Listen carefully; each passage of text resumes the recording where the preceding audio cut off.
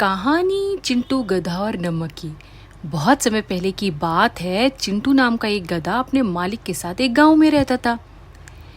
उसका मालिक एक व्यापारी था, दो चीजें गांव से ले जाकर शहर में बेचता था। एक दिन व्यापारी को नमक के बोरे ले जाकर शहर में बेचने थे। उसने चिंटू पर बोरे लादे और शहर की तरफ चल दिया। नमक का बोझ काफी था। चिंटू की रफ्तार धीरे हो चुकी थी। शहर तक पहुंचने के लिए उन्हें एक नदी से गुजरना होता था।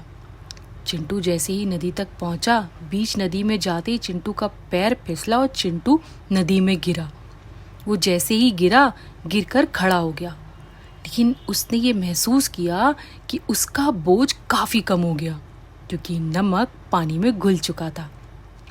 चिंटू ने सोचा, अरे वाह, क्या कर बात हो कि अगर हर रोज ऐसे ही मेरा बोझ कम हो जाए। अगले दिन व्यापारी को वापस से गांव से शहर की तरफ जाना था, लेकिन इस बार नमक नहीं, रुई के बोरे थे। चिंटू ने सोचा, हालांकि उसके ऊपर इस बार रुई के बोरी का बोझ कम था, लेकिन चिंटू जैसे ही नदी तक पहुंचा, बीच नदी तक जाते ही उसने वापस से गिरने का नाटक किया। वो जैसे ही गिरा, लेकिन इस बार जब उठा तो रुई ने पानी को सोख लिया और उसका वजन बहुत ज़्यादा हो गया। चिंटू बहुत मुश्किल तक शहर तक पहुंच पाया। व्यापारी समझ चुका था कि गधा क्या चालाकी चल रहा है। उसने सोचा कि वो गधे को सबक ज़रूर सिखाएगा।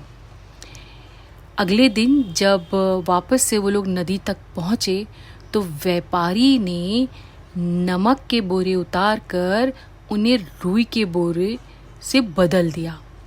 चिंटू बहुत अच्छे से समझ गया कि उसका मालिक समझ चुका है और अब उसकी चालाकी ज़्यादा काम नहीं आएगी। यही बेहतर है कि वो सीधे और सच्ची तरीके से काम करे। चिंटू सीधा सीधा गया और इस बार वो बिल्कुल नहीं गिरा। और वो ये समझ गया कि चालाकी थोड़ी देर तक तो काम आ सकती है, लेकिन उसे अपने मालिक के साथ पूरी ईमानदारी दिखाना चाहिए। तो इससे क्या सबक मिलता है?